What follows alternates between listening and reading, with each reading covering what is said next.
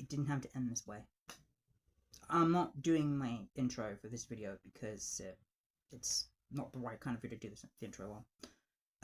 This video is going to be a tribute to Liam Payne, and also a video about men's mental health and why it's important. But first of all, Liam Payne from One Direction fame tragically lost his life on the 16th of October 2024 at the age of 31. Now, it can't be understated just how huge One Direction were. Like, I was the same age as these boys. Well, the same kind of age as these boys when they became huge. They were formed on the British talent show The X Factor in 2010, and they were around till 2016. Now, they were huge. I mean, they released 5 albums in the span of 5 years. They released Up All Night in 2011, Take Me Home in 2012, Midnight Memories in 2013, 4 in 2014, and Made in the AM in 2015. They released 5, and all 5 of these albums went straight to #1 worldwide. The first band in history to have 5 #1 albums in succession. They were so big, they had so much merchandise. They were so big, they had their own snacks branded after them. I'm not even kidding. And Liam was 16 when the band was formed, and you couldn't go anywhere without hearing songs like What Makes You Beautiful, Live While We're Young, Still My Girl, Still My Life, that kind of thing. You couldn't go in without hearing the music. And I was a fan of theirs, okay? We're called Directioners. Because I was roughly the same age as them. So I looked up to them, and a lot of their music helped me through a lot. Now,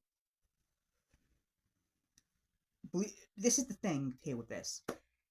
When I found out about Liam's passing, I was devastated. I literally couldn't do... I was beside myself. I was crying for days.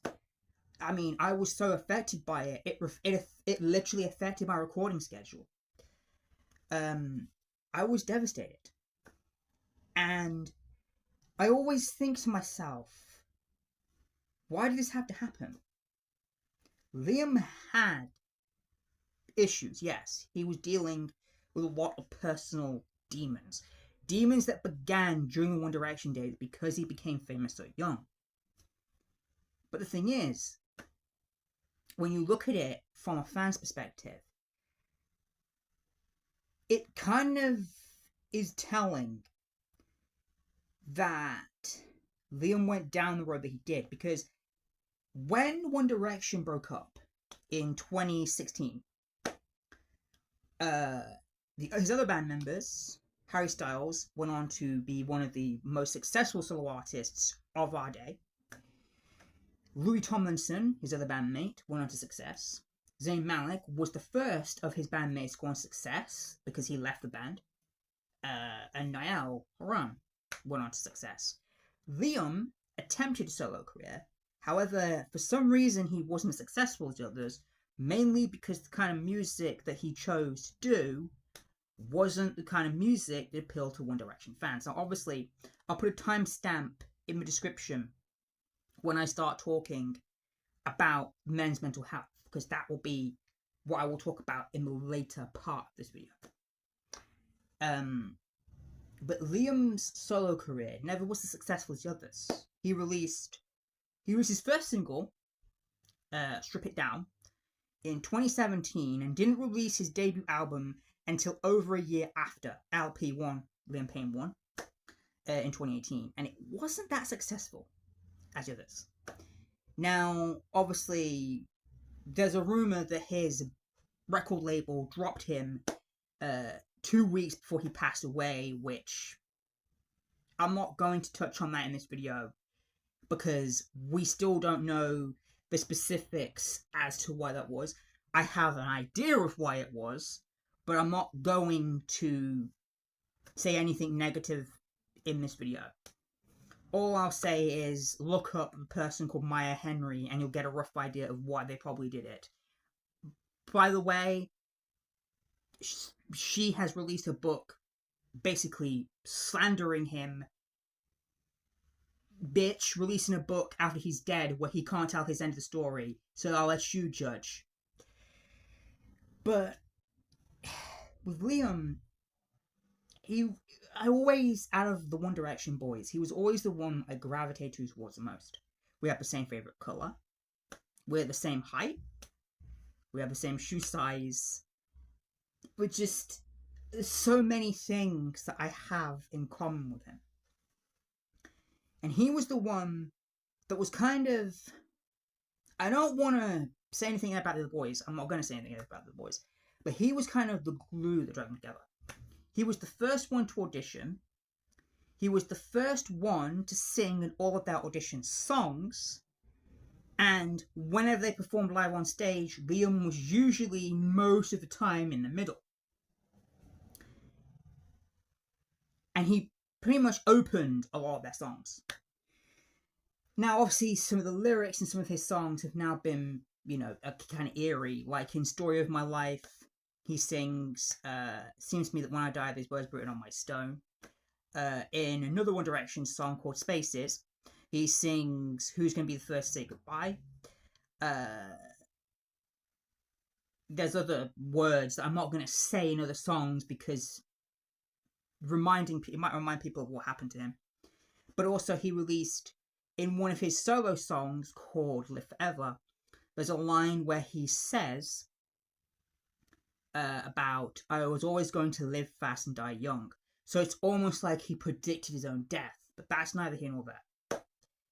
Now, I think I already mentioned the albums that they released. Up All Night was the first album they released. I remember getting that for Christmas one year and blasting it. I remember getting the Christmas it came out and blasting it in my room and basically blasting it so loud that it annoyed the neighbours. I remember doing that. Take Me Home, which was their second album, that the cover, which will be up here somewhere, is kind of eerie to look at now, given what happened to Liam. Midnight Memories, which was released in 2013. 4, which is my personal favourite album of theirs, and I genuinely believe is the best album they ever produced, was released in 2014, and Made in the AM was released in 2015. All of which went straight to number 1 in multiple countries. They had their own movie, and it was like everything. It's like, Liam was, to me, I know he had his issues, but Liam was a kind soul. You know, you look at any videos of One Direction from the days when Liam was, you know, his past self, where he was happy before he had the mental health issues. He was so happy-go-lucky and carefree.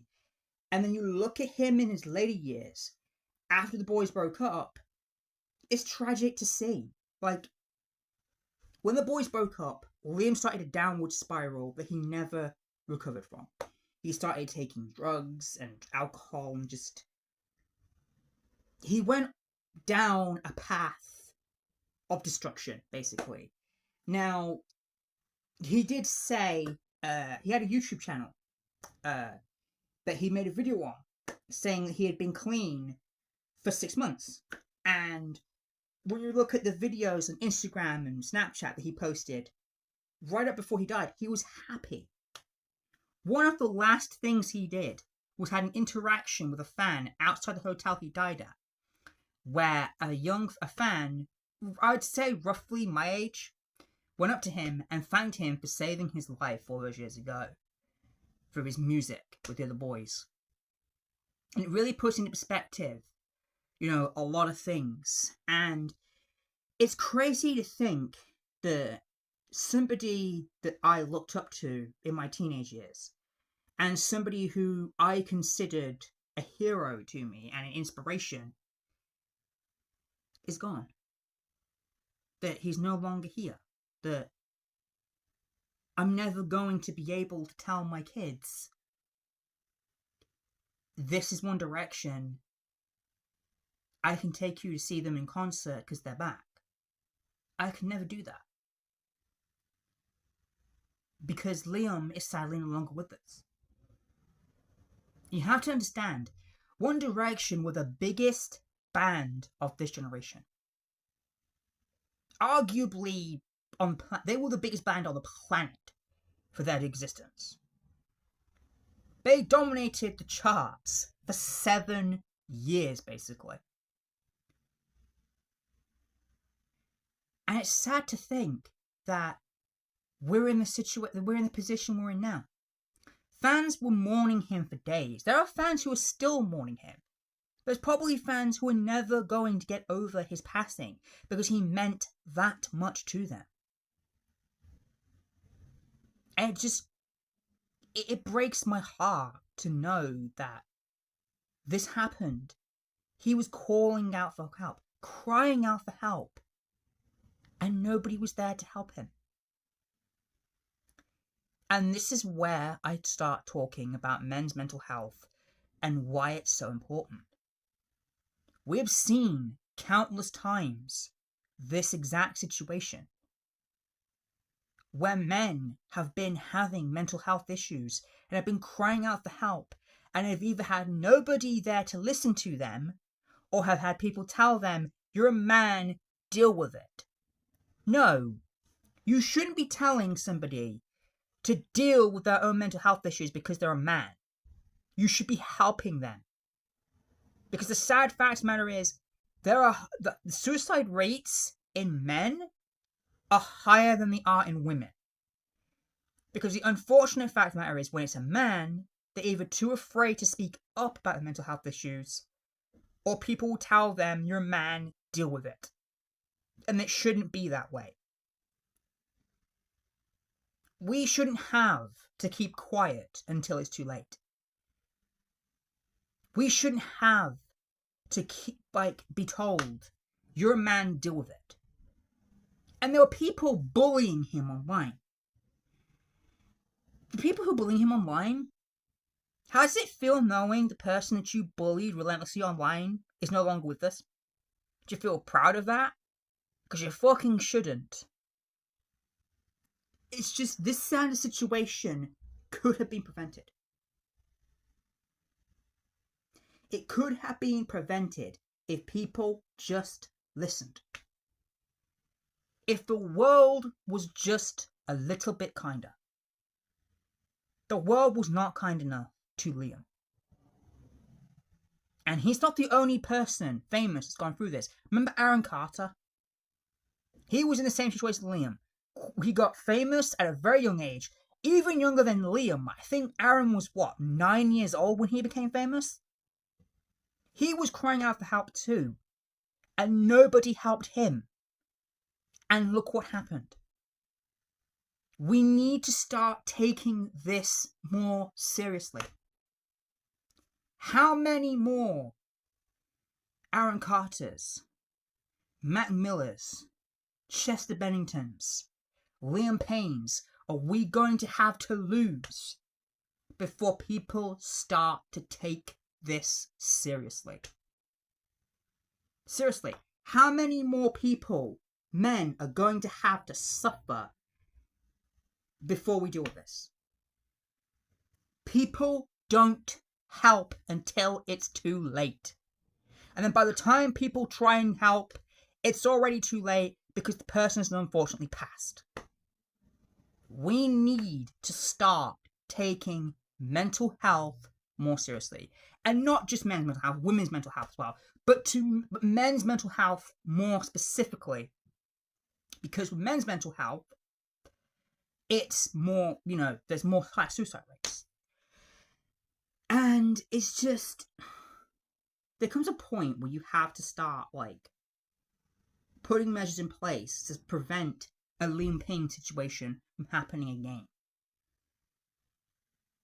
The world was not kind enough to Liam. The world is not kind enough to anybody.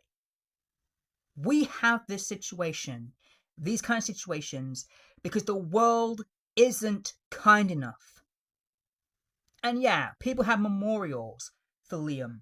People are still having memorials for Liam. I even just went to one. I had a memorial for him because I was a massive fan of him and his death affected me massively. But there was also people who were making jokes about his death online. I'm not going to repeat what the jokes were they made because they were horrible, but let's just say they involved the way he died and the name of his band. I'll just leave it at that. And then there were also people posting pictures of his dead body online. Are you fucking sick in the head? You do realise he has a 7-year-old son who's probably going to see that when he's older. He shouldn't have to see his daddy in that fucking state. Because you are sick people who think it's funny to post that shit online.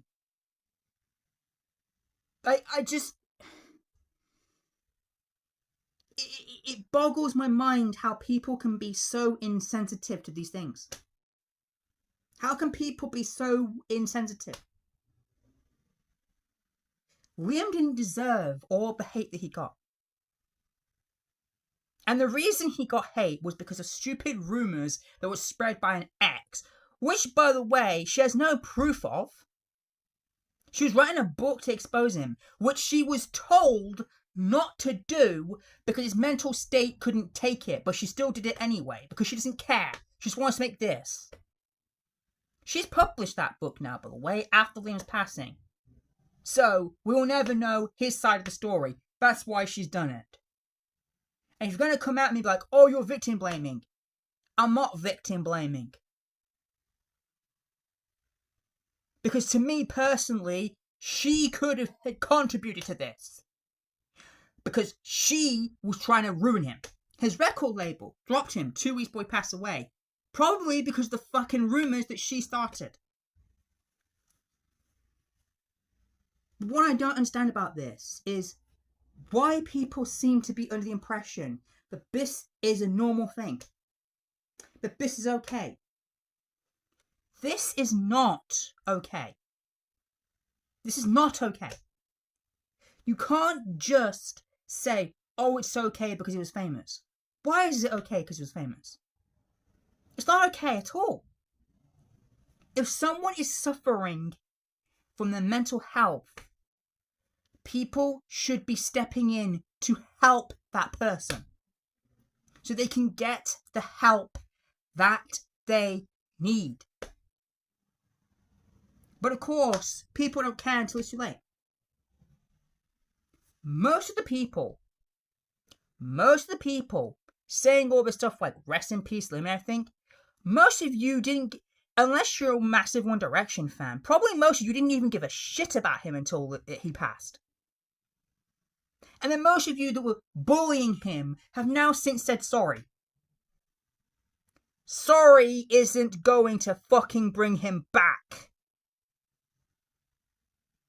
Plus, if you are one of these people who bullies someone online because of stupid rumours that someone says, you are part of the problem. This is why I say, okay? This is why I say, just be kind. Be kind to everybody that you meet. Because you never know what a person is going through. You show kindness to somebody, that could mean a lot to that person. Okay? You being kind to somebody could mean a lot to them. That person could be having serious mental health issues, and you being kind to them gives them hope that they can get better. The world failed Liam because he became famous at a young age, where the pop machine was chewed him up and spat him out and discarded him to one side when they didn't want him anymore. And if people had just been kinder, he might still be here. The world failed you, Liam, because the world was not kind enough to you. We need to be more kind to people because we don't know what people are going through. And Liam, I know you're out there, buddy, up in heaven.